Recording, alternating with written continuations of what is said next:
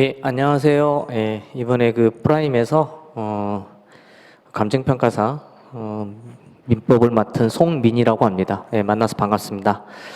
뭐 첫 시간이기 때문에 약간 OT가 좀 필요하지 않을까라는 생각에서 간단하게 1시간 정도는 OT를 하고, OT지만은 이 그 앞으로의 어떤 그 강의를 어떻게 진행할 것인가와 더불어서 우리가 제일 먼저 배우는 게 민법 총칙이라서, 이 민법 총칙에 대해서 제가 스크린 강의라고 하는데 혼자서 이렇게 쭉 이제 진행하거든요.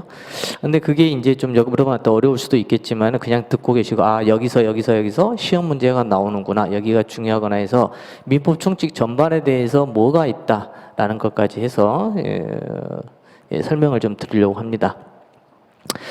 먼저 그 OT를 간단하게 말씀드리자면은, 여러분들과 저하고 한 8개월? 8개월에서 9개월 가까이를 갖다가 같이 이렇게 민법을 동행하게 되는데, 여러분들도 이제 잘 아시겠죠?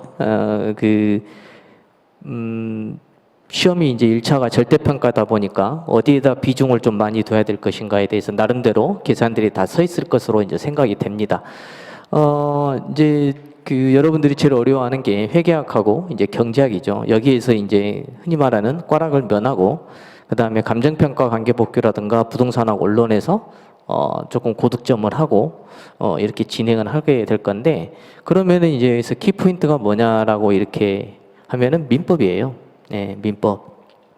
최소 여러분들이 60점 이상은 맞아줘야 되는, 그리고 감정평가 법규하고 그다음에 부동산학 원론에서 약간의 미스가 났을 때 그걸 커버해 줄 수 있는 그 점수를 받게끔 해야 되는 게 민법입니다. 어떻게 보면은 여러분들의 시험에 있어서 당락을 좌우할 수 있는 게 민법이다, 이렇게 말씀드릴 수가 있죠. 근데 민법이 좀 어렵죠, 여러분들. 그래서 이제 일단 여러분들한테 익숙치가 않아요, 법률 용어 자체가. 그래서 제가 이제 그 민법 입문이라 해가지고 용어 정리 내지는 어떤 개념에 관련돼서 좀 정리를 한 그 강의가 있으니까 그거 한번 들어보시고 한번 좀 오셨으면 어떨까라는 생각입니다. 지금이라도 늦지 않았으니까 아마 학원에서 올려놨을 거예요. 그래서 그걸 좀 참고를 한번 해주시고, 그리고 또 이제 제가 이제 이 수업을 진행하면서 법률 용어에 대해서 조금 더 자세하게 더 설명을 드릴 테니까 그렇게 하시고, 그 다음에 이제 1년 뭐 약간 9개월, 뭐 10개월, 뭐 9개월 이렇게 되는데, 저희하고 이제 진행을 하게 될 게 지금 이제 이 기본 강의 18회 동안 진행이 됩니다. 이제 커리큘럼 상으로는 민총이 9회, 그 다음에 물권법이 9회 이렇게 잡아놨는데, 아마 민총이 조금 더 빨리 끝나면은 물권을 좀 더 할 수 있는 방향으로 좀 생각은 하고 있어요. 학생들하고 이제 그 얘기를 해보면 민총은 그래도 점수가 좀 나오는데, 물권법에서 조금 점수가 잘 안 나와요. 의외로 물권법이 그 다른 그 채권법이나 뭐 친상 저기 가족법이나 이거하고 다르게 약간 수학적 느낌이 나거든요. 공식화되어 있기 때문에 기본 원칙만 알아도 좀 점수가 좀 많이 나올 수가 있을 것 같은데, 의외로 이 물권법에서 많은 이제 점수가 나오지를 않고 있더라고요. 더 나아가서는 아무래도 이제 그 처음에 열심히 하면 민총이 열심히 하다가 뒤에 이제 물권법 가면은 막 어지러질해서 뭐 너무 지쳐가지고 이제 안 하는 그런 경우도 있을 수가 있는데, 그러지 마시고 저하고 좀 같이 진행을 하면 좋은 결과가 있으니까 그렇게 하고, 저도 그래서 물권법에다 조금 더 비중을 두는 방향으로 좀 강의를 진행을 하려고 합니다.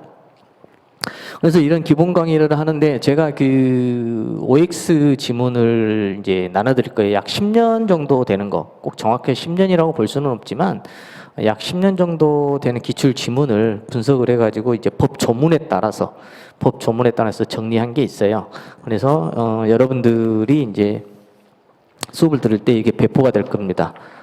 여기 나와 있는 것처럼 10년 기출 지문인데, 좀 제가 여기서 그냥 약간 지문 자체가 아예 똑같이 나온다, 그러면은 이제 조금이라도 좀 다르다 보면은 그냥 별도로 뵀어요. 근데 그래서 내용이 중복이 좀 많이 되는 경우도 있어요. 그래서 이제 만약에 이거를 좀 정리를 할까 생각을 했는데, 일단은 여러분들이 이제 지문이 나오면 그걸 살짝 변형해서 나오는 것도 있기 때문에 그렇게 그냥 보시고 연도별로 쭉 이렇게 정리를 해놨어요. 그래서 이제 나중에는 이게 만약에 책으로 나온다면은 이제 그 정리를 해가지고 같은 것은 같은 것끼리 좀 더 묶고 놓으려고 이렇게 하고 있습니다. 근데 일단은 이거는 여러분들이 그냥 그 얼만큼 가다가 또 반복되고 막 이러고 하거든요. 예, 그래서 조금 어수선할 수도 있겠지만은 그냥 이게 또 나왔구나 이런 식으로 이제 보시면은 좀 될 것 같고요. 그래서 우리가 수업을 하게 되면은 여기 10년 기출지문 이거를 여러분들한테 배포를 할 테니까 배운 범위에서 여러분들이 기출 지문을 갖고 어떤 밑줄 작업이나 뭐 이게 표시를 한다거나 이런 거를 좀 해줬으면 좋겠어요. 그래서 시험이라는 거는 마지막 하루가 제일 중요하잖아요. 어떻게 답안을 갖다가 답지 있는 답을 잘 찍을 것인가, 예, 고를 것인가 이렇게 돼야 되기 때문에 그 양을 좀 줄여야 돼요. 그러려면은 제일 먼저 중요한 게 기출이에요. 기출에서 조금씩 내가 공부 양을 늘려가지고 가야 되는 것이지 처음부터 이렇게 양을 늘려가지고 이렇게 쭉 줄이는 방향으로 하는 건 절대 비춥니다. 예, 저 역시도 이제 그런 방법을 했다가 이제 쫄딱 망한 그런 케이스거든요. 근데 여러분들은 절대 그렇게 하지 말고 기출 범위에서만 조금씩 늘려가도 최소 70, 80은 맞아요. 제가 이제 그 한국산업인력공단에서 이제 교수님들, 제가 이제 그 박사과정에 있을 때 교수님들 출제하는 걸 이렇게 여쭤봤어요. 출제 교수님들한테. 그랬는데, 그 이제 봉투가 와요. 이제 문제은행 풀이 이렇게 오는데, 이제 물어봤죠. 어떻게 하십니까? 그랬더니, 거기에 이제 난이도 하가 30, 그 다음에 중위 50, 뭐 상위 20, 뭐 이렇게 되어 있는데, 거기에서 이제 최신 판례로 반영을 해주세요. 뭐 이렇게 하고 있는데, 뭐 거기까지는 뭐 그렇다 치더라도 거기에 동봉되게 오는 게 뭐냐면 최근 3년간 기출된 문제가 와요. 예. 3년, 5년인가? 하여튼 좀 오래돼서 좀 기억이 좀 가물가물하는데 하여튼 기출 문제가 와서 그거를 갖다가 그 출제위원급 교수님들한테 그걸 문제를 받아가지고 문제풀에 넣습니다. 그리고 이제 출제위원 교수님들이 오셔가지고 그 문제풀에서 꺼내가지고 문제를 만들죠. 예, 거기서. 예, 기본적으로 거기서도 뭐냐면은 문제풀이라는 것 작업 자체가 기본적인 토대가 뭐다? 기출문제라는 거예요. 그래서 제가 이제 기출문제를 가지고 이 OX를 만들어서 여러분들이 기본 강의가 끝나면 여러분들이 복습을 할 때 그걸 보고 찾아가면서 한번 이렇게 찾아보는 것도 하나의 방법이다. 그것도 하나의 이래독이 될 수가 있다. 지금 여기 있는 표가 여기 있는 글을 이제 뭐 적어는 놨지만은 총 해봐야 이게 4회예요. 여러분들은 민법을 4번을 보고 시험을 본다고 했을 때 뭐 60점 이상, 70점 이상은 맞을 수 있느냐? 제가 그걸 만들어 드려야 되겠죠. 그래서 주어진 기회가 4번이지만은 곳곳에서 제가 플러스를 하려고 합니다. 예. 그래서 앞서 말씀드린 것처럼 기출문제에 대한 OX를 여러분들 한번 보면서 그것도 한 해독의 효과가 있고요.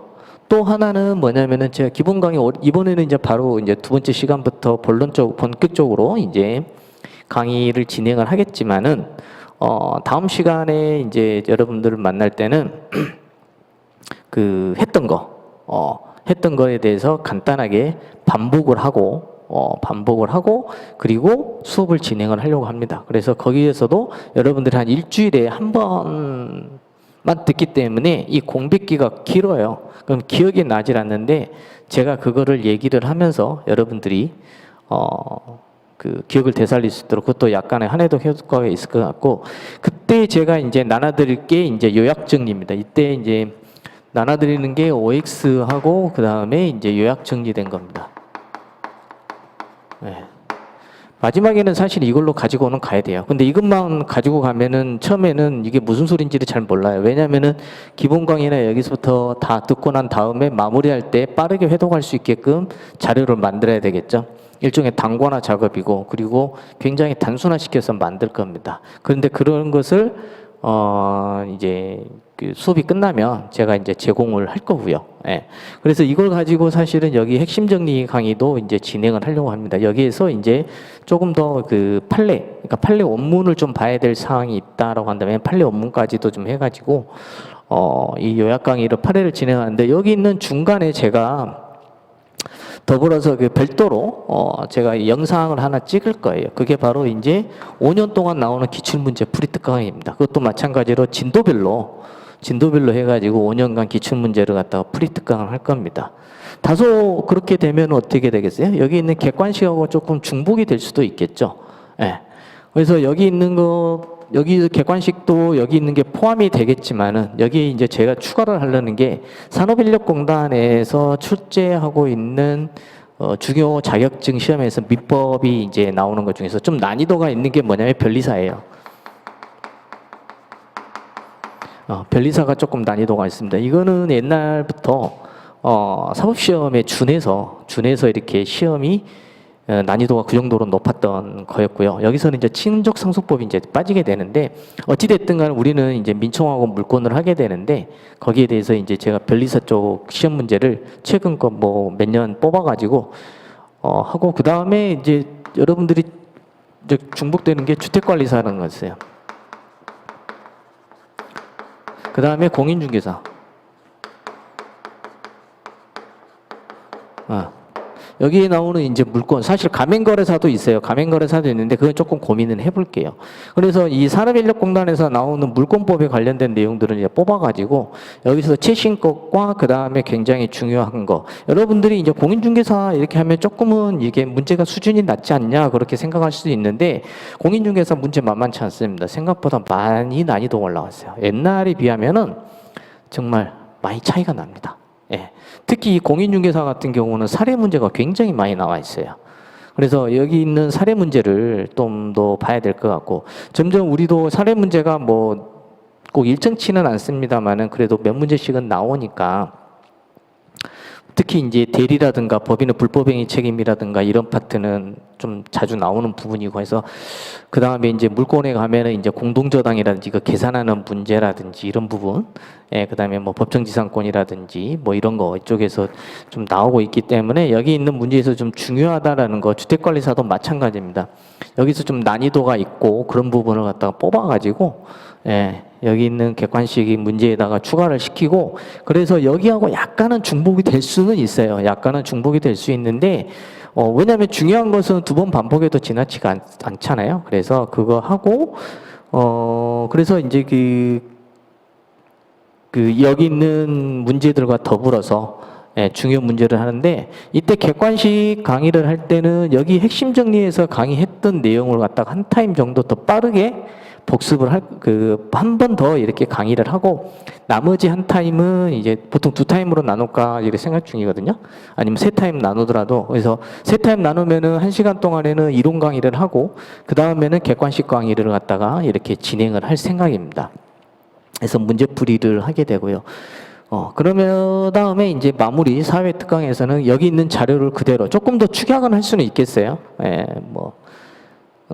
그렇지만은 되도록이면은 그 책을 가지고 그대로 해서 여러분들이 그냥 그대로 그 보던 것을 갖다가 그냥 계속 유지할 수 있게끔 하려는 게 제 목적입니다. 기본적으로 개인적으로는 책을 갖다가 한 번 선택을 하면은 안 바꾸는 게 제일 좋다.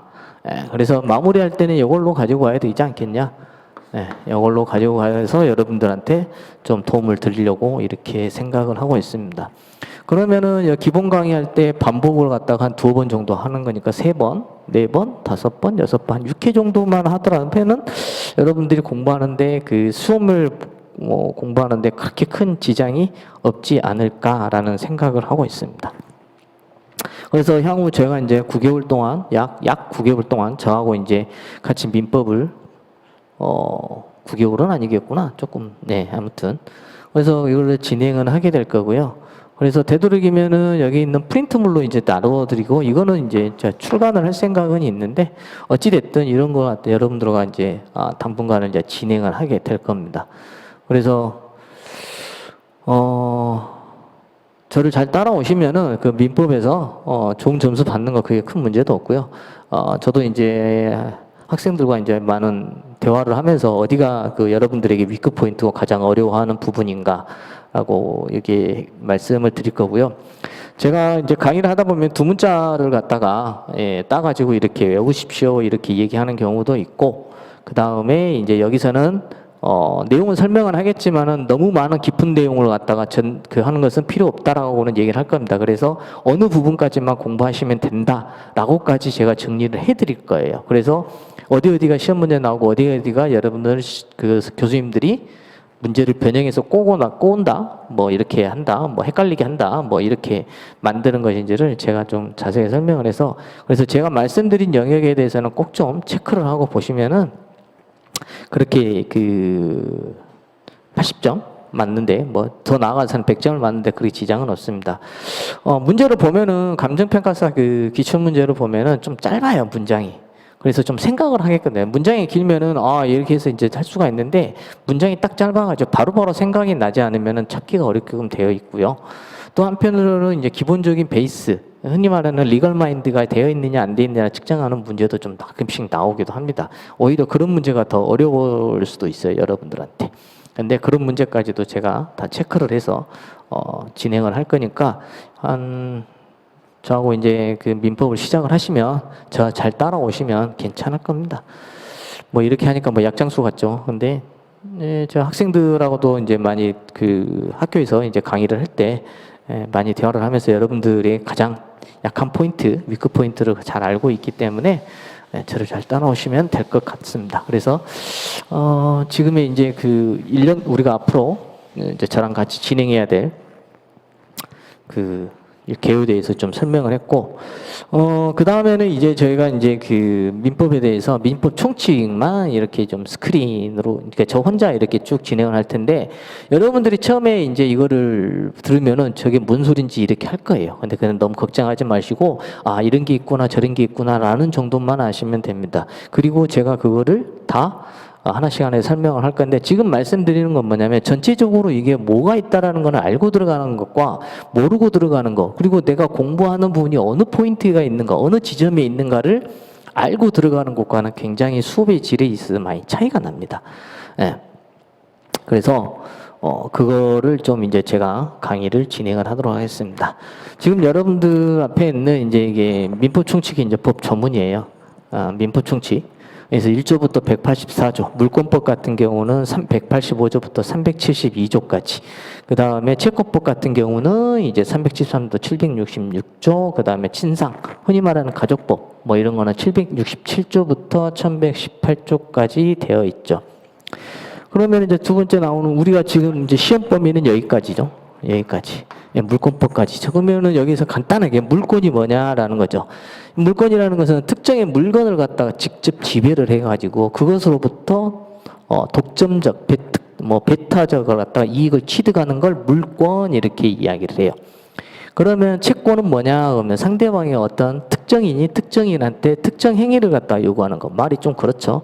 한마디로 얘기하자면 돈을 빌렸으면 돈을 갚으세요라고 하는 게, 이런 금전 채권을 갖다, 예를 들면 이걸 갖다가 논하는 걸 갖다가 채권법 이렇게 이야기해요.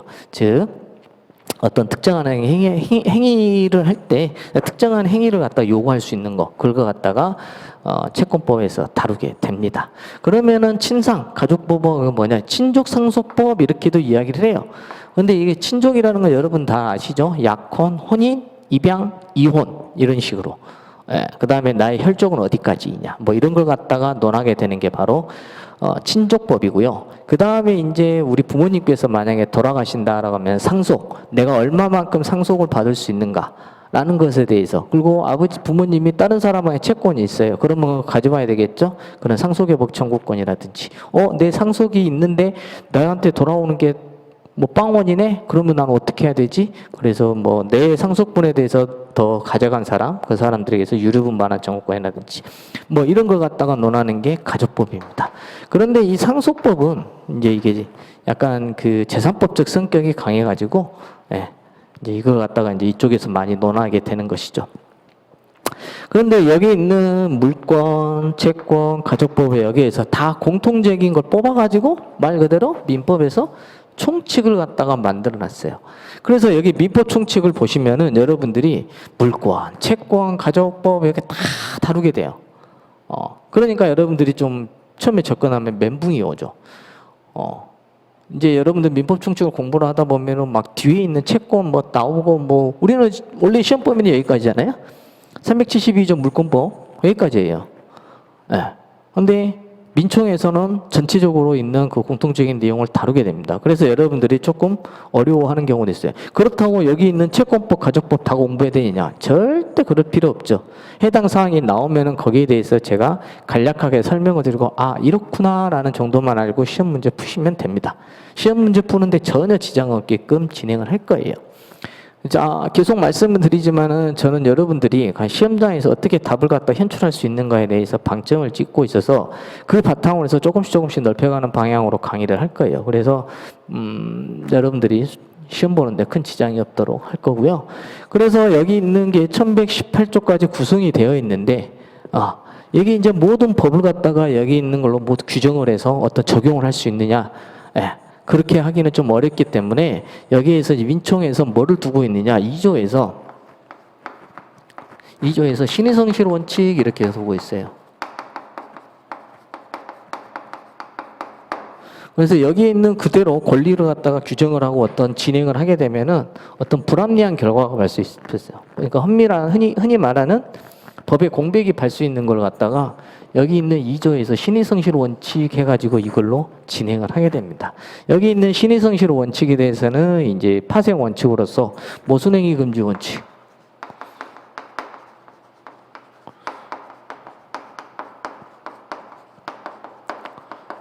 실효의 원칙, 사정 변경의 원칙,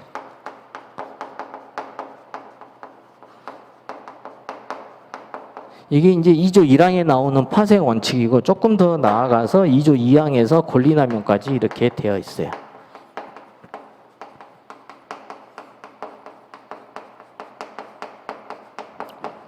우리가 조금 있다가 이제 두 번째 시간부터 이 부분을 배우게 될 건데 여기서는 중요한 게 판례가 많이 나옵니다. 그런데 우리가 그 간평에서는 이렇게 판례가 막 그렇게 많이 나오지는 않아요. 그래서 기존에 있던 시험에서 기출된 걸 갖다가 기반으로 해가지고 제가 교재에 작성을 해놨고요. 여기에서는 판례에서 뭐 그렇다 아니다, 뭐 실효원칙이다, 모순의 금지에 반한다, 반하지 않나 그 정도까지만 알면 돼요. 그러니까 너무 어렵게 생각하실 필요는 없어요. 그래서 이 신의칙 원칙이 이제 2조에서 모든 걸 갖다가 다루게 됩니다. 여기서는 판례가 가장 중요하다라는 거 좀 기억을 해주시고. 그 다음에 제일 중요한 게 모순행위 금지의 원칙에 있어서 강행법규 위반하는 경우 그걸 갖다가 가장 리딩 판례로 나오고 있습니다. 이거는 계속해서 각종 시험에서 가장 많이 되는 많이 나오는 그 영역이라고 보시면 돼요. 신의칙에서도 마찬가지로. 그게 가장 중요하다라는 정도까지만 알면 되고. 이제 그 다음에는 이제 민법 1조에서 이제 우리가 하는 게 이제 그 법의 연원, 판단 근거 이거 갖다가 좀 보게 되는데 거기까지 하면은 이제 하고 그 다음부터는 이제 여러분들 구체적으로 좀 더 들어가게 되면은 여러분들이 만약에 부동산 이 X라는 부동산이 있는데 이걸 갖다가 매매 계약을 한다라고 가정을 합시다.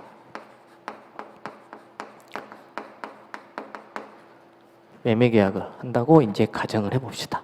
그러면 여기 있는 갑이라는 사람을 물건을 팔기 때문에 이걸 뭐라고 그래요? 뭐라고 부를까요? 매도인 이렇게 불러요. 자, 그러면은 물건을 사는 사람을 뭐라고 그럴까? 그러면은 매수인 이렇게 불러요. 그 다음에 만약에 임대차 계약을 맺었다라고 가정을 해봅시다.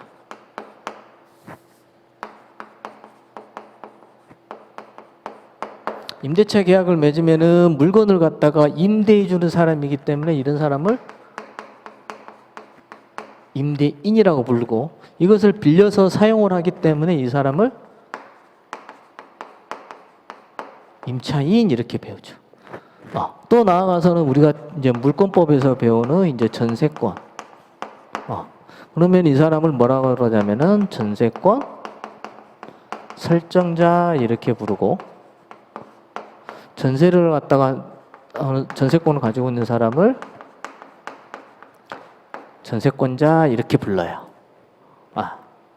각자 계약의 내용에 따라서 임대차의 전세권 계약이나 이런 계약의 내용에 따라서 여기 있는 명칭들이 좀 다 바뀌게 되죠. 그러면 여기 있는 사람들을 뭐라고 그럴까라고 했을 때 이런 사람들을 주체 이렇게 불러요. 주체. 이거는 뭐 어려운 거 아니죠. 그 다음에 여기 있는 부동산을 뭐라고 그럴까? 객. 이렇게 배워요. 그러면 우리가 먼저 주체에 대해서 조금 이제 살펴보게 되는 거죠. 여기 끝나고 나면. 여기 있는 주체를 갖다가 인 이렇게 보통 표현을 합니다. 그래서 여기 있는 인이라는 것은 크게 두 가지로 나눠집니다. 우리가 알고 있는 우리 여러분들과 저와 같은 사람을 갖다 뭐라고 그래요? 자연인, 그렇죠.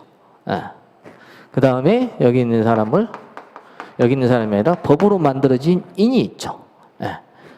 근데 우리 자연이라고 할 때 이제 우리가 배우는 게 엄마 뱃속에 있는 태아, 이걸 갖다가 법적으로 우리가 어떻게 해야 될 것인가라는 문제가 발생해죠. 즉 태아에게 우리와 같은 일반인처럼 권리 능력을 부여할 것이냐라는 문제가 발생을 해요.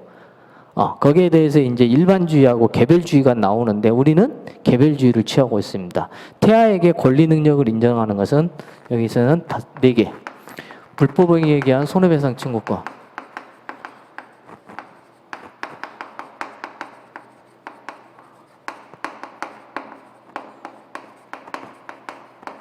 청구권, 그 다음에 두 번째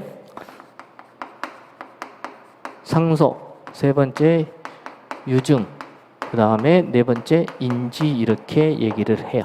그래서 여러분들이 이거는 나중에 또 한번 하겠지만은 불상, 유, 인 이렇게 좀 외워두셔야 돼요. 그 다음에 상속에는 뭐가 또 들어가느냐? 대습상속도 들어가고 유류분도 들어간다라는 생각도,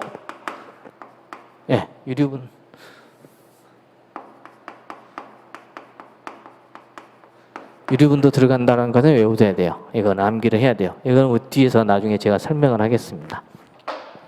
그래서 여기 있는 태아에 대해서 여러 개 4가지를 갖다가 취하고 있어서 개별주의를 취하고 있다라고 이렇게 보시면 돼요.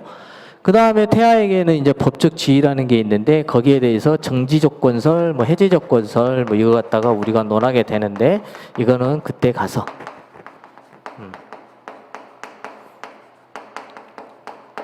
자, 그 다음에 먼저 이렇게 태아를 보고 나면 우리가 좀 잘하게 되잖아요. 그러면은 우리가 청소년 시절을 뭐라고 그래요? 미성년자 이렇게 얘기하죠. 미성년자. 이 미성년자는 법정 대리인의 동의 없이 한 법률행위는 취소할 수가 있다라고 되어 있어요. 여기 제5조에서. 그래서 우리가 여기에서 중요한 거는 뭐냐면은 신용카드 사건. 신용카드 사건과 그 다음에 권리만을 얻거나 의무만을 면하는 행위는 그러하지 아니하다라고 되어 있거든요. 5조에서. 그래서 권리만을 얻는 행위가 무엇이고 의무만을 면하는 행위가 무엇이고 이 부분에 대해서 이제 개별적인 내용을 좀 검토를 하면 됩니다. 그래서 미성년자가 독자적으로 할 수 있는 거 이렇게 얘기하는 건데 그래서 제일 시험에 많이 나오는 게 경제적으로 유리한 쌍무계약. 이거는 미성년자한테 불리한 거거든요. 그거 하나. 그 다음에 대리인. 미성년자가 대리인 할 수 있느냐라고 하는 부분을 갖다 얘기하는 것이죠. 그 다음에 좀 더 넘어가면은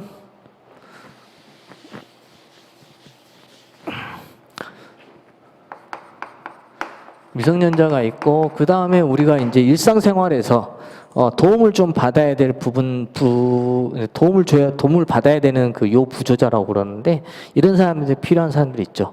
요즘에는 이제 그 고령화 시대가 되기 때문에 여기에도 이제 위에 올라가면은 요양원도 있고 그러는데 그 고령화 시대가 되니까 요양원이 많이 생기죠. 주로 뭐예요? 치매 환자들. 치매 환자가 이제 많이 있기 때문에 이 사람들의 행위 능력을 갖다가 좀 제한을 둬야 될 필요성이 있어요. 그래서 우리가 이제 법에서 뭐라고 되어 있냐면 피성년 후견인, 피한정 후견인,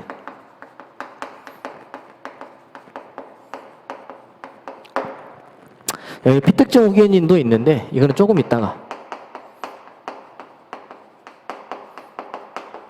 그래서 여기 있는 세 사람을 갖다가 뭐라고 부르냐? 권리 능력이 제한된다. 그래서 제한 능력자 이렇게 얘기해요.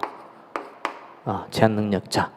그래서 여기 있는 미성년자나 피한정 후견이나 피성년 후견인가 법정 대리인의 동의 없이 한 법률행위 취소할 수가 있거든요. 물론 이제 피성년 후견인 같은 경우는 법정 대리인에게 동의권이 없기 때문에 모든 법률행위를 갖다가 취소할 수 있고 대신에 취소할 수 없는 범위를 갖다가 취소권을 갖다가 제한하는 범위를 두는 방향으로 가고 있는데 그건 또 나중에 얘기하고 그래서 여기 있는 제한 능력자를 갖다가 이제 공부를 하게 됩니다. 그래서 미성년자 잠깐 얘기를 했고 그러면 이제 피성년 후견인을 갖다가 이제 여러분들이 이제 잘 모르겠죠. 어떤 사람이 할까? 그래서 치매 중증 환자 생각하시면 돼요. 그래서 일상생활이 안 되는 사람. 안 되는 사람을 갖다가 생각하시면 되고 이 사람 여기 피한정 후견인도 치매 환자인데 일상생활에는 좀 지장은 없어요. 생각보다. 지장이 없어요. 그런데 예를 들어서 복잡한 사물을 갖다가 처리하는 거. 예를 들면 부동산 매매 계약 같은 경우.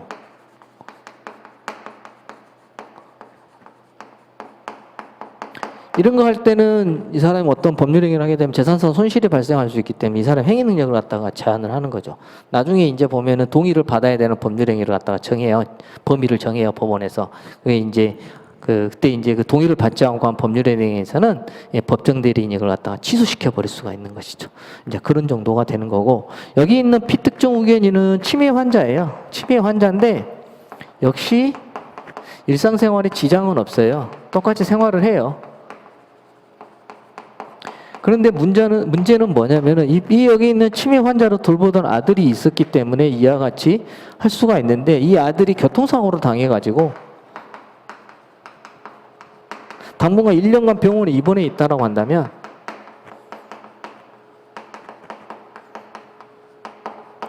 이 치매 환자를 갖다가 돌볼 수가 없잖아요. 그래서 그랬기 때문에 이 1년 동안 일시적인 후원을 갖다가 해주는 걸 갖다가 얘기를 해요. 그 다음에 이제 이 피특정 후견인 중에서 일시적 후원과 특정한 사무 이렇게 얘기하거든요. 잠깐, 조금 뭐 편성을 좀 그러는데, 특정한 사무.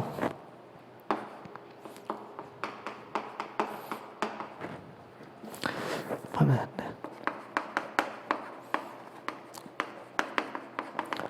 예를 들자면은 이제 지적장애인.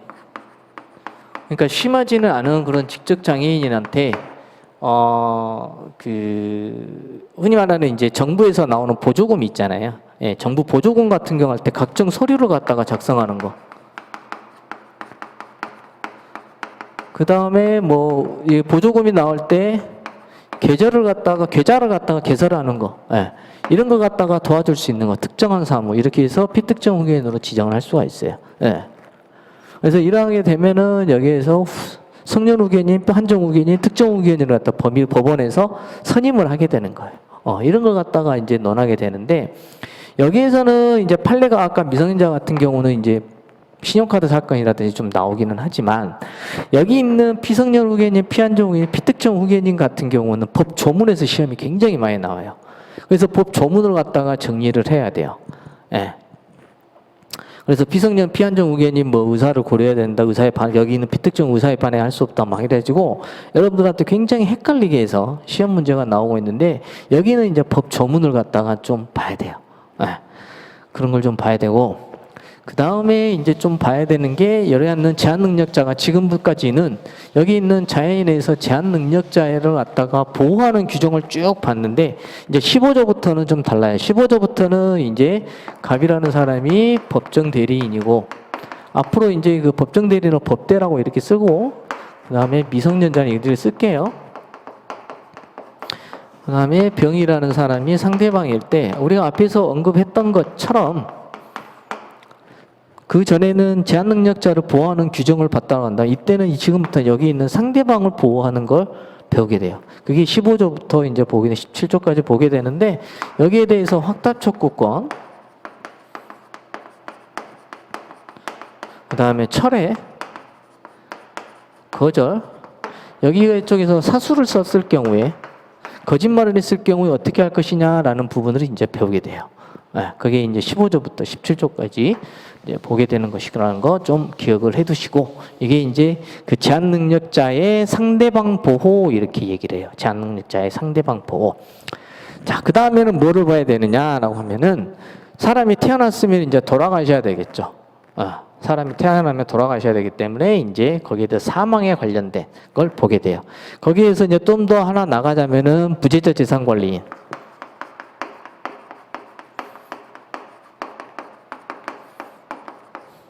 그 다음에 실종 선고. 이거를 이제 보게 돼요. 자연인 파트에서. 부재자 재산 관리는 뭐냐라고 하면은 이 사람이 어떤 그 대출을 받아갖고 유학을 갔는데 그 대출 받으면 뭐를 해요? 저당권 설정하죠. 보통 이렇게 대출 받으면 그냥 은행에서는 돈 안 빌려줍니다. 담보를 갖다가 설정하라고 얘기를 하죠. 그래서 담보가 없이도 신용대출할 수 있는 게 뭐예요? 네, 마통이죠, 마통. 그거는 이제 4대 보험에 가입되는 정규직 직장에 있는 사람들한테 나오고, 또 하나는 여러분들처럼 전문직에 이제 종사하고 있는 분들한테 뭐가 나와요? 마이너스 통장을 갖다가 개설할 수 있게끔 해주는 거죠. 그래서 여러분들이 2차 시험에 합격을 하고 나면은 이제 은행에서 와가지고 여러분들한테 그 대출 받아라 라고 하면서, 그래서 이제 그 대출 받았고 뭐예요? 네, 친구들한테 이제 술도 사고 밥도 사고 이렇게 하게 되는 것이죠. 그런데 그런 대출을 받아가지고 했는데, 이 부재자는 거기 유학을 갔기 때문에 자신이 갖고 있는 그 부동산에서 관리를 하지 않으면 어떻게 되겠어요? 거기 있는 그 건물의 가치가 떨어지게 되겠죠. 그래서 그 건물의 가치를 갖다 떨어지지 않게끔 그 재산 관리를 부탁합니다라고 하면서 법원에다가 청구를 해요. 법률상 이해관계인이. 그래서 거기에서 법원이 재산 관리를 해주는 거, 재산 관리인을 선임을 해주는 거, 재산 관리라기보다도. 자, 그 다음에 실종 선고는 뭐냐라고 하면은 여행을 떠났는데 이 사람이 소식이 없어요. 예를 들자면은 김땡땡 씨가 정글의 법칙 촬영한다고 아마존에 가가지고 이제 실종이 된 거죠. 아무튼 소식이 없죠. 그래서 이제 실종 기간, 보통 실종은 5년, 그 다음에 특별 실종은 1년 이걸 갖다가 정해가지고 그 기간이 만료가 되면 사망으로 간주를 해버려요. 이건 결국 누구 때문에 하겠어요? 그러니까 만약에 사망이라고 한다면 그 유가족들이 어떤 경제적인 어려움 등 이런 부분을 갖다가 해결하고자, 왜냐하면은 사람이 죽지를 않았기 때문에 그 재산을 갖다가 처분을 할 수가 없잖아요. 그래서 그걸 갖다 처분을 할 수 있게끔 이제 하기 위해서 사망으로 간주를 하고, 그 다음에 상속을 받아가지고 그걸 갖다가 정리를 해서 재산상을 갖다가 어려움을 갖다가 탈피하는 뭐 이런 거. 또 나아가서는 이제 와이프 같은 경우는 재혼 문제 뭐 이런 것도 좀 있을 수도 있겠죠. 어찌됐든 거기에 대해서 실종 선고에서 나옵니다. 그러고 나오면은 이제 우리가 법인으로 넘어가게 돼요. 법인으로. 이 법인에는 크게 영리법인하고 비영리법인 이렇게 나누어집니다. 영리법인은 뭐예요? 영리라는 것은 이윤 플러스 내가 이윤을 추구하고 있으면 이거 뭐를 해야 되면 분배를 하죠. 분배. 이게 뭐예요? 분배? 예를 들자면 대충 주식회사 이렇게 얘기하면은 배당금이 되겠죠. 배당금. 그래서 여기 있는 주식회사는 왔다가 하는 게 영리법인이야. 이거는 우리가 안 배워요. 이건 어디서 배워요? 상법에서 회사법의 내용이에요. 회사법 내용이기 때문에 우리는 이거 안 배워요. 단지 이제 이건 뭐냐면 비영리법인에서는 이제 우리가 배우게 되는 거죠. 그래서 사원, 사람으로 구성된 사원으로 구성된 사단법인이 있고, 재산을 갖다가 출연을 해가지고 만들어준 법인이 있고, 그것 보고 재단법인 이렇게 이야기해요. 사단법인 대표적으로 예가 뭐가 있겠어요? 대한체육회가 있겠죠. 여기는 사원으로 구성이 되어 있죠. 그 다음에 재단법인 같은 경우 대표적으로 뭐가 있냐면 사립학교. 이런 것 갖다 예를 들 수가 있겠죠. 여기 있는 비영리, 우리가 지금 이제 배우는 이 법인에서 시험에 가장 잘 많이 나온 게 뭐냐면은 35조. 법인의 불법행위 책임.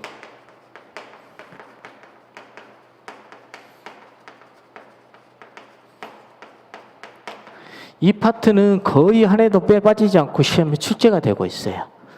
그 다음에 이제 다른 시험에서 조금 중요하게 다루어지고 요즘엔 좀 비중이 좀 떨어지기는 했는데 재단법인에서 48조에서 재단법인의 출연재산의 기속시기라는 것도 사례용어로 가끔씩 예전에 나왔었는데 지금은 여기 있는 법인의 불법행위 책임이 주로 메인 테마입니다. 거의 한 문제 나온다고 보면 돼요. 여기 법인에서 두 문제에서 많으면 세 문제까지 나오는데 보통 두 문제 정도는 나오는데 여기 있는 법인의 불법행위 책임은 거의 나온다고 보시면 돼요.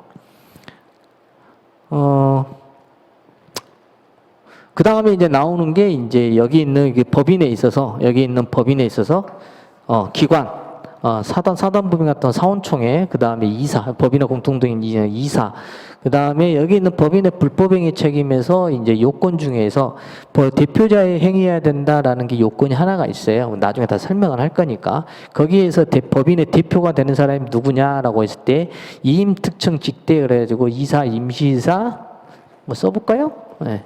이사, 임시이사, 특별대리인, 청사님, 직무대행자 이렇게 해가지고 이렇게 해서 이제 그 법인의 대표 기관이라고 해가지고 이임 특청 직대 이렇게 하고 외워놔야 돼요. 여기 있는 사람들에 대해서 좀 배우게 돼요. 일종의 기관이거든요. 예. 그래서 여기에 대해서 배우게 되면은 이제 법인에 대해서는 끝나게 되는데 여기에서 이제 하나의 키가 나옵니다. 우리가 이제 법인을 보면은 법인은 기본적으로 뭐를 해야 되면 등기를 해야 돼요. 등기. 우리가 이제 사람이 태어나는 것처럼 법인은 법으로 만들어진 이기 때문에 일종의 출생신고라고 보시면 돼요. 그래서 법인에 대해서 설립등기를 해야만이 그 법인이 온전한 법인이 되는 거예요. 그래서 여기 있는 등기를 해야 되는데 이 등기를 하지 않는 법인이 있어요. 그러니까 권리 능력이 없어요. 권리 능력을 부여할 수가 없어요. 등기를 해야만이 권리 능력을 부여하게 되는데 그런데 이런 사람은 뭐라 하냐면은 권리 능력 없는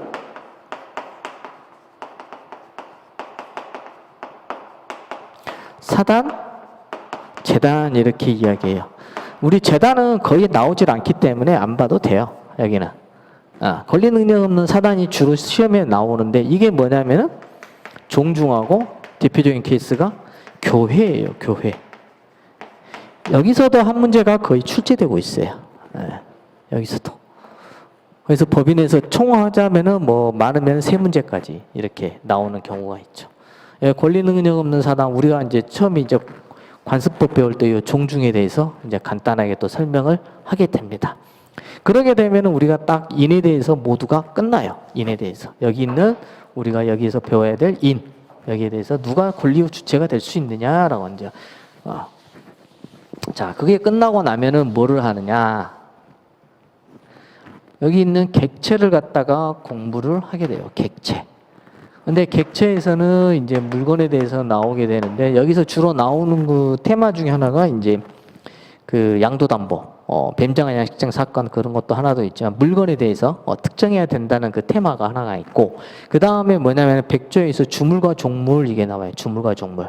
주물과 종물에서도 이제 시험 문제 한 문제가 꼭 나옵니다. 한마디로 얘기하면 주종 관계를 얘기를 해요.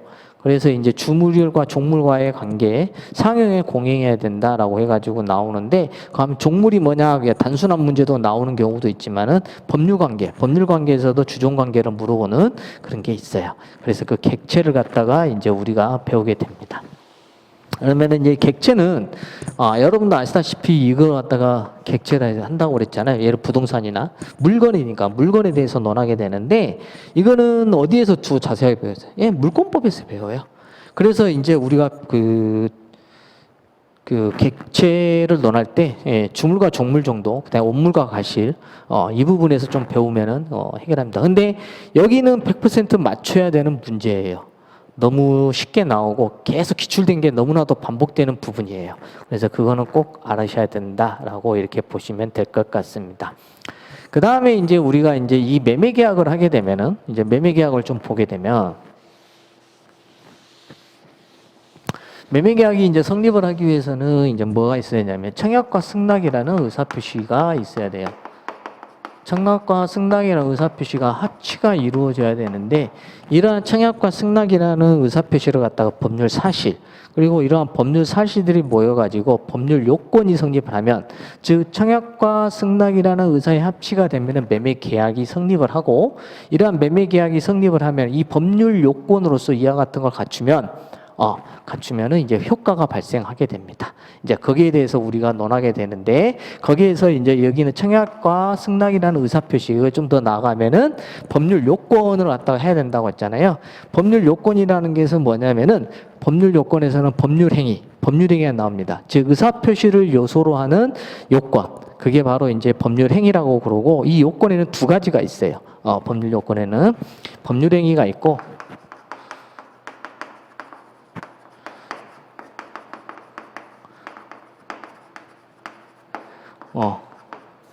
법률 규정에 의해서 하는 게 있어요. 그래서 우리는 법률 행위로 배우고 이제 법률 규정이라서 하는 것은 뭐가 있냐면은 사무관리 부당이다 불법행위 뭐 이런 걸 갖다 얘기를 하는 거고 그래서 이 요건을 갖추면은 이제 효과가 발생하고 이거 우리가 이제 법률 행위를 하는데 의사표시를 요소로 하는 법률 요건을 갖다가 이제 법률 행위 이렇게 얘기를 해요. 그래서 여기서 중요한 거는 의사표시가 굉장히 중요하게 되는 거죠. 그 이전에 이러한 법률 행위에 대해서 어떻게 해석을 해야 될 것이냐. 문제는 뭐냐면은 당사자가 이렇게 계약을 맺었는데 의사가 일치하면 상관이 없는데 불일치하는 경우도 있잖아요. 그래서 그걸 갖다가 해석을 해서 둘 다 예를 들면은 매도인과 매수인들에게 둘 다 유리하게끔 만들어줘야 되는데 그러한 법률 행위를 해석을 하는 게 자연적에서 규범적에서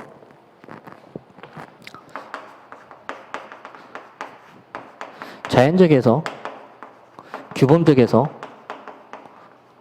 그 다음에 보충적 해석을 통해서 이렇게 얘기를 합니다. 자연적 해석이라는 게 뭐냐면은 말 그대로 자연스럽게 생각을 하는 건데 예를 들어서 갑과 을이라는 사람이 A 토지에 대해서 의사의 합치가 이루어졌어요.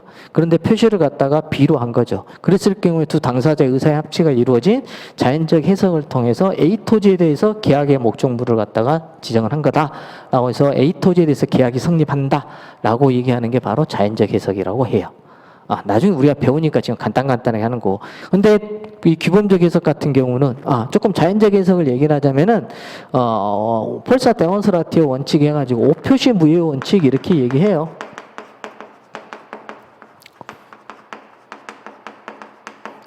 잘못된 표시가 있지만은 두 사람에게 해가 없다. 당사자가 해가 없다라면 그럼 그 의사 표시 그대로 발행은 상관없다. 라고 하는 걸 오표시 무효 원칙. 이게 자연적 해석이죠. 주요 테마 내용입니다. 그 다음에 규범적 해석 같은 경우는 당사자의 의사표시가 일치하지 않은 경우, 당사자 간에 일치하지 않을 경우에 그때는 이제 착오로 이제 해결하는 부분도 좀 있죠. 그래서 그런 해석을 갖다가 이제 보게 되는 것이고요. 그 다음에 이제 그 법률행위에 대해서 성립 요건을 따지게 되는데 당사자, 목적, 의사표시 요거 갖다가 이제 공부를 하고 그 다음에 그 법률행위 효력으로서 이제 우리가 이제 무효 취소는 뒤에서 배우게 되지만은 거기에 대해서 확정성, 가능성, 그 다음에 이제 그 강행복규, 그 다음에 사회적 타당성 이 부분에서 나오는데 거기가 어디냐면은 103조하고 104조예요. 사회적 타당성, 선량한 풍속 기타 사회질서에 위반하는 행위는 무효이다라고 하는 부분이 나와요. 103조, 103조, 사회적 타당성. 그 다음에 104조에서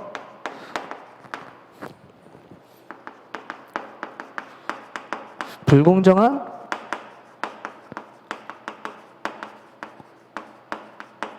법률행위 이걸 갖다가 배워요. 이거는 전부 뭐냐면 단순 판례예요. 판례. 그래서 위반되느냐 위반되지 않느냐. 다만 이제 이게 불공정한 법률행위에 대해서 당사자의 궁박, 경솔, 무경험 뭐 이런 게 나오는데 거기에 대한 거 조금 설명하고 여기서는 시험에 꼭 나와요. 나오기는 한데 이거는 다 맞아야 돼요. 판례가 그냥 단순 판례가 나오기 때문에 어떤 그 법리를 물어보는 게 아니라 얘가 무효냐 아니냐 이걸 갖다가 판단하는 그런 거 나와요. 그래서 이거는 꼭 맞아야 돼요. 사회적 타당성하고 불공정한 법률행위. 그 다음에 나오는 게 이제 앞서 말씀드렸던 법률행위 즉 의사표시. 예. 의사표시가 나오는데 우리가 일반적으로 정상적으로 어떤 물건을 거래를 하고 이렇게 하면은 별 문제가 발생을 하지가 않죠. 그런데 여기에 대해서 의사표시에서 하자가 발생하는 경우, 예, 흠이 있는 의사표시가 발생했을 경우 어떻게 할 것이냐라고 하는 게 우리가 107조부터 비진이, 통정,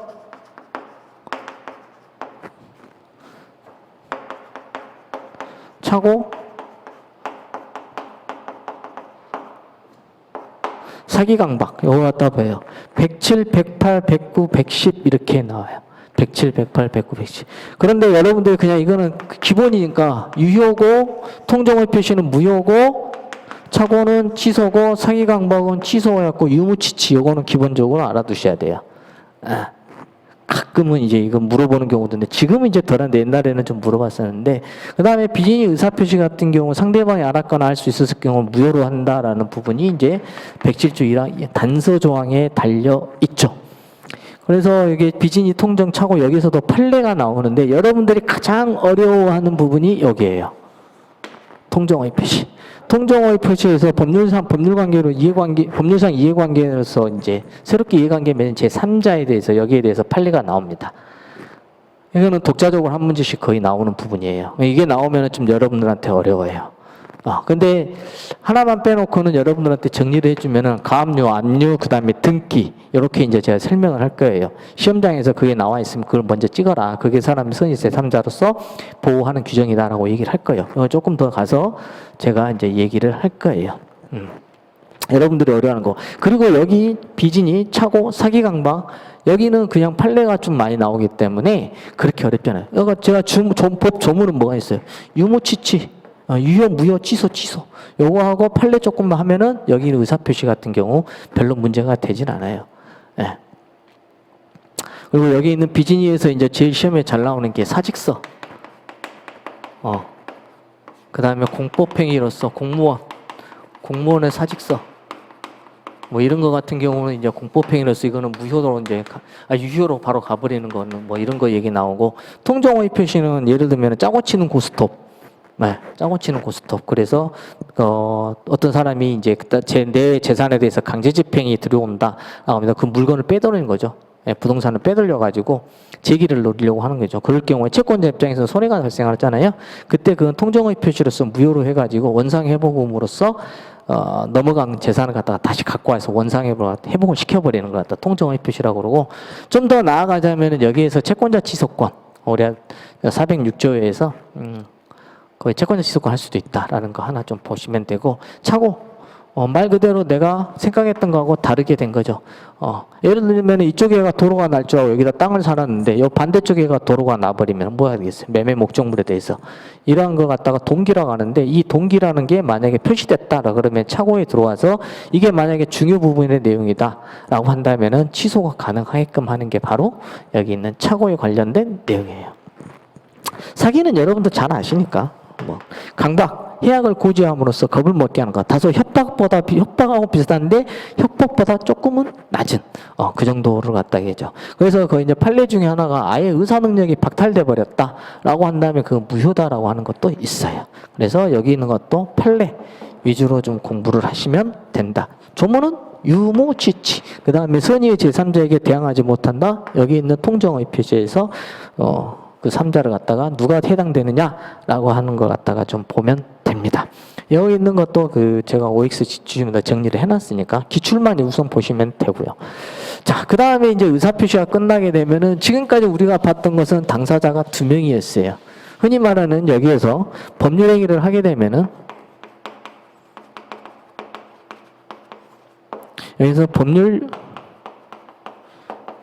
효과가 여기 있는 사람들에게 다 발생을 하게 되는 것 같다 했죠. 근데 여기서 한 명이 더 늘어납니다. 그게 바로 대리입니다. 대리. 갑이 있고 여기가 본인이라고 그러고 을이라는 사람을 대리인이라고 그러고 병이라는 사람을 갖다가 상대방 이렇게 얘기를 할 거예요. 이제 앞으로 계속 이건 나옵니다. 그래서 여기 있는 본인이 대리인한테 대리권을 갖다가 수요를 합니다. 그러면 여기 있는 대리인이 권한을 받아가지고 여기에서 뭐를 하느냐? 법률행위를 해요.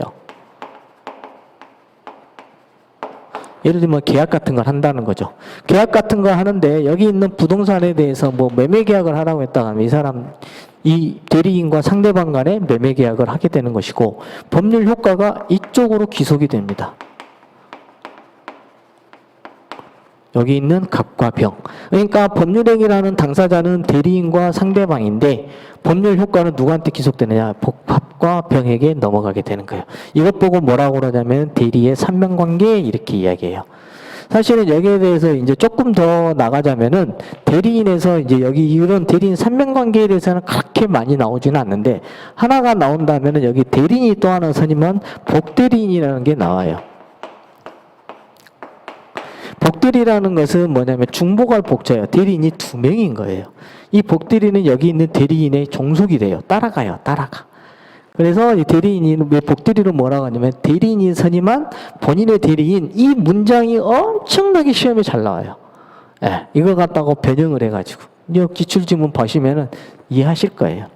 그래서 이제 복대리가 나오고 또 하나는 뭐냐면은 여기 있는 대리인이 권한이 없어요. 대리권 수여를 안 했어요. 권한이 없는 사람을 갖다가 뭐라고 하냐면은 무권대리 이렇게 이야기해요. 권한이 없다라고 해서 무권대리. 네. 여기 있는 무권대리에 대해서 이제 본격적으로 하는데 여기가 이제 시험 밭이죠. 그래서 여기 있는 무권대리에 대해서 조금 더 설명을 드리자면은 권한이 없는 대리를 했을 경우에 크게 2가지로 나누어집니다. 여기 있는 표현대리가 나오고요. 여기 있는 표현대리가 아닌 협의의 무권대리가 나오게 됩니다. 여기 있는 표현대리에는 또 3가지가 있어요. 즉 뭐냐면 이 표현대리는 뭐냐면은 여기 있는 본인 여기가 어찌됐든 이 사람을 대리인이라는 것 갖다가 외관을 작출했다. 대리권이 있는 것처럼 본인이 잘못을 했다고 해서 법률 효과를 갖다가 본인한테 기속시켜 버리는 거예요. 그런데 기본적으로 여기 있는 무권 대리는 기본적으로 여기 있는 협의의 무권 대리는 기본적으로 뭐다? 본인에게 법률 효과가 지속하지가 않아요. 무효예요, 무효. 네, 무효예요.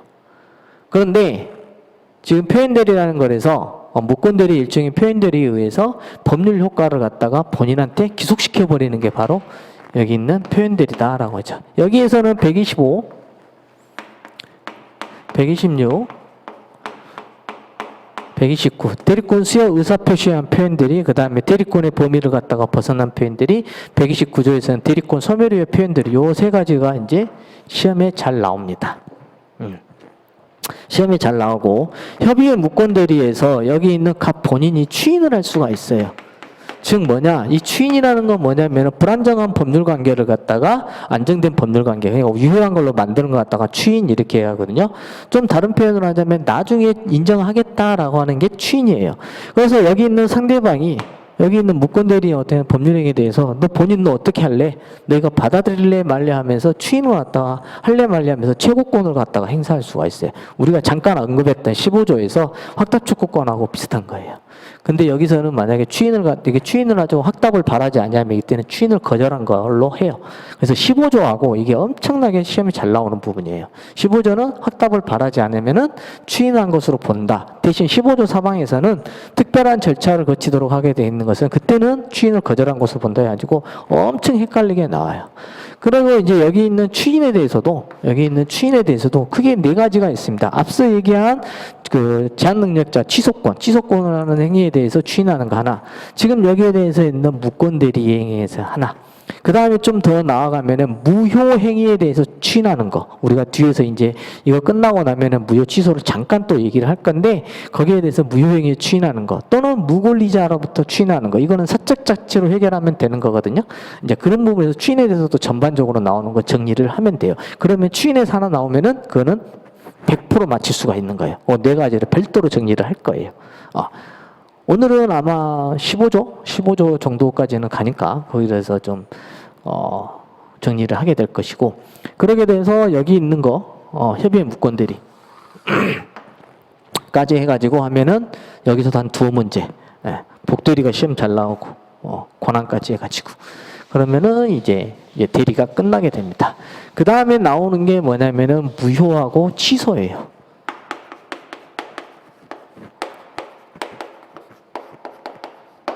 여기 무효는 이제 기본적으로 처음부터 무효예요. 처음부터.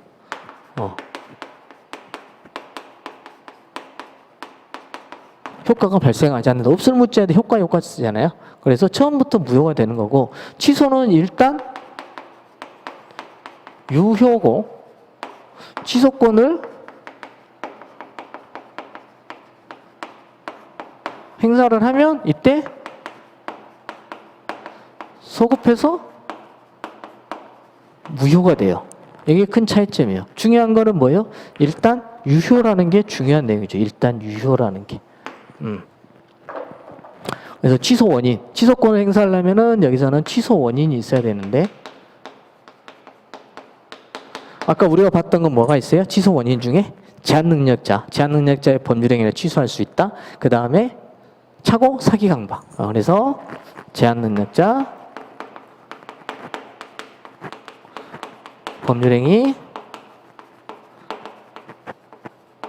착오, 사기, 강박. 이러한 경우에 이제 해결할 수가 있는 것이죠. 그 다음에 이 무효는 언제 하냐? 언제든지 청구할 수가 있어요. 그런데 여기 있는 취소권은 어디다가 추인할 수 있는 날부터 3년, 법률행위 있는 날부터 10년 이렇게 돼 있어요. 일종의 이거는 제척기간이에요. 우리 나중에 배워요. 소멸시효 파트에서. 이거 갖다가 이제 시험에 나오는 거죠. 크게 이제 취소를 갖다가. 그 다음에 여기서도 이제 취소할 수 있는 에서 법정 추인 관계가 나오기도 하는데, 그게 이제 뭐, 2000경 담양강 145조에서 이제 나오게 되는 건데, 그건 이제 우리가 조금 더 볼 거고, 나중에 볼 거고. 근데 여기 있는 무효에서 유동적 무효라는 게 있어요. 즉 뭐냐? 이 청약과 승낙이라는 의사표시가 있으면 매매계약이 성립을 하는데, 여기에 뭐를 하나 요구를 하냐면은 관할관청에 허가를 갖다가 요구하는 경우가 있어요. 허가. 일종의 특별 효력 요건 이렇게 얘기를 할 수도 있는데, 여기 있는 허가예요. 허가. 뭐냐면은 이게 그린벨트 지역, 이게 산림을 보기 위해서 개발제한구역이라고 여러분들 들어보셨을 거예요. 거기에서 보통 그 개발제한구역을 갖다가 거기에서 어떤 개발을 하기 위해서는 관할관청에 허가를 받아야 돼요. 그것도 있지만은 여러분들 강남에 가면 빌딩을 갖다가 매각하는 거 있잖아요. 그런 경우에는 투자를 목적으로 해서 투기를 갖다가 방지하기 위해서 거기서도 마찬가지로 관할관청에 허가를 받게끔 되어 있어요. 강남도. 그래서 이제 보통 이제 허가 조건이 뭐냐라고 한다면은 본사, 그러니까 그 매각을 빌딩을 갖다가 사는 사람이 거기에 거주를 해야 돼요. 그러니까 사무실로 사용을 해야 돼요. 들어와서 살아야 되나. 그래야만이 그 투기 목적으로 안 봐가지고 좀 이렇게 허가를 해주는 경우가 있죠. 그거 갖다가 하는데, 이 유동적 무효가 다른 시험에서는 굉장히 많이 나오는데, 여기에서는 조금 덜 비중을 두고 있어요. 기출문제로 분석을 해보면. 조금 다행인 거예요. 여기서는 거의 채권법 내용이 어마어마하게 많이 나오거든요. 뭐 유동적 무효인 상태에서 뭐 채무불이행, 그 다음에 부당이득 반환 청구권, 계약의 해제해지, 이걸 할 수 있느냐 할 수 없느냐, 뭐 이런 거 시험에 나온단 말이에요. 그래도 우리는 정리는 해야 돼요. 정리는 해야 되는데, 그래도 우리 시험에서는 조금은 비중이 좀 덜하긴 한데, 그래도 이거는 좀 봐야 돼요. 여기가 교수님들이 좀 좋아하는 파트예요. 근데 출제 비중은 상대적으로 다른 시험에 비해서는 좀 낮다라는 걸 이제 좀 얘기를 하는 거고, 그 다음에 무효 취소가 끝나고 나면은 그 다음에는 조건과 기한이라는 걸 배우게 돼요. 조건과 기한. 조건과 기한을 갖다가 뭐라고 하냐면 부관 이렇게 해요. 부관.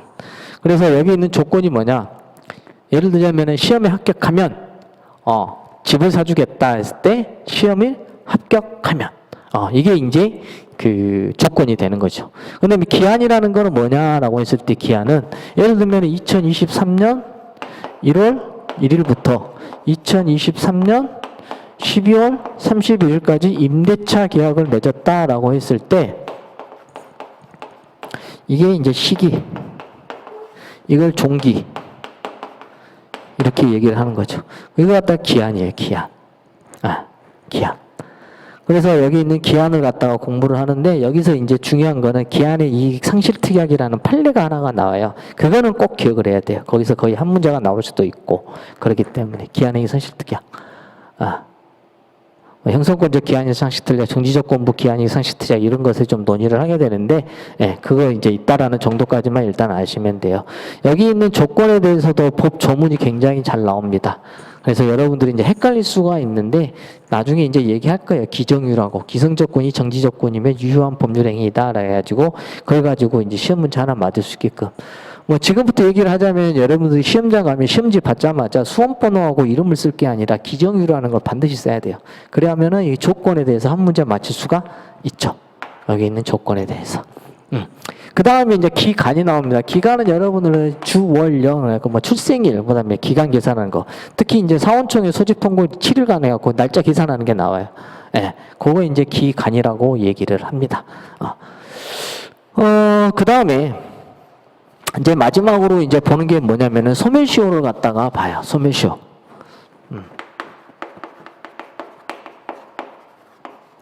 소멸시효라는 것은 뭐냐면은 권리가 시간의 효력에 의해서 소멸한다라는 거예요. 일정한 권리가 있는데 이 사람이 기간 동안, 일정 기간 동안에 갖다가 그걸 행사하지 않으면은 어떻게 된다? 그 권리를 갖다가 소멸시켜 버리는 거죠. 즉 다시 얘기하자면 여기 있는 소멸시효의 대명제는 권리 위에 잠자는 자는 보호하지 않는다. 자신에게 권리가 있음에도 불구하고 그걸 갖다가 실행하지 않은 경우에는 그때는 그 권리를 갖다가 없애버리는 걸 갖다가 소멸시효 이렇게 얘기를 해요. 여기에서 이제 소멸시효하고 이제 대립되는 게 제척기간 이렇게 나옵니다. 앞서 제가 얘기한 거, 그 취소권에서 취인할 수 있는 것도 3년, 이걸 갖다가 취소할 수 있는 행위로부터 3년 뭐 이렇게 나와요. 근데 그 틀린 지문이고, 그 법 조문도 나오니까 잘 보시고, 일단은 제척기간이라고 할 때 취소권 같은 경우 취인할 수 있는 3년, 그 다음에 법률행위 일어났던 10년 이렇게 되어 있거든요. 그 기간이 도과되면 사라져버려요. 그런데 이러한 제척기간과 소멸시효의 차이점은 뭐냐면은 소멸시효의 중단, 정지, 이게 있는데 여기는 없어요. 중단이라는 정지가 없어요. 흔히 말하는 이 여기 있는 그 제척기간 같은 경우는 법률 관계를 갖다가 조속히 안정시키려는데 그 목적이 있기 때문에 중단이나 정지가 없습니다. 소멸시효 중단 같은 거 사용하는 것은 청구, 압류, 가압류, 가처분, 승인 이렇게 되어 있는데 여기 제척기간에는 없어요. 소멸시효에서 이제 여기 비교하는 게 이제 시험 문제가 하나가 나올 수가 있고, 그 다음에 여기 소멸시효에서 대상이 되는 권리, 소멸시효 대상이 되는 권리, 그 다음에 기산점, 중단, 그 다음에 소멸시효가 완성 후 효과, 소멸시효의 시효이익의 포기, 그래서 여기 있는 것 갖다가 개별적인 판례를 갖다가 보시면 돼요. 법 조문도 나오긴 하는데 생각보다 법 조문보다는 개별적인 판례가 주로 굉장히 많이 나옵니다. 특히 여기 있는 기산점, 소멸시효 기산점을 갖다가 어떻게 봐야 될 것이냐라고 하는 부분이에요. 예를 들자면 채무가 불이행이 됐어요. 그럼 불이행 시부터 가야 된다는 등 거기에 대해서 개별적으로 여기 하나씩 보게 되는 게 여기에 있는 판례가 엄청나게 많이 나옵니다. 그 다음에 소멸시효 중단으로서 앞서 말씀드린 것처럼 청구, 압류, 가압류, 가처분, 그 다음에 완성 후 시효이익의 포기한다. 여기에 다 판례를 갖다가 보시면 돼요. 법 조문도 나오지만은 나오는 법 조문 어느 정도 정해져 있어요. 부작위 채권, 부작위 같은 경우 뭐 나오는 건데, 그러게 되면은 여기 있는 소멸시효까지 싹 보게 되면은 민법 총칙이 끝나게 됩니다. 지금 저 혼자 떠드니까 약간 이상한 사람으로 취급할 수도 있어요. 나는 하나도 모르겠다. 예, 당연하죠. 모르죠. 어떻게 알아요? 그런데 문제는 뭐냐면 이런 구조가 되어 있다.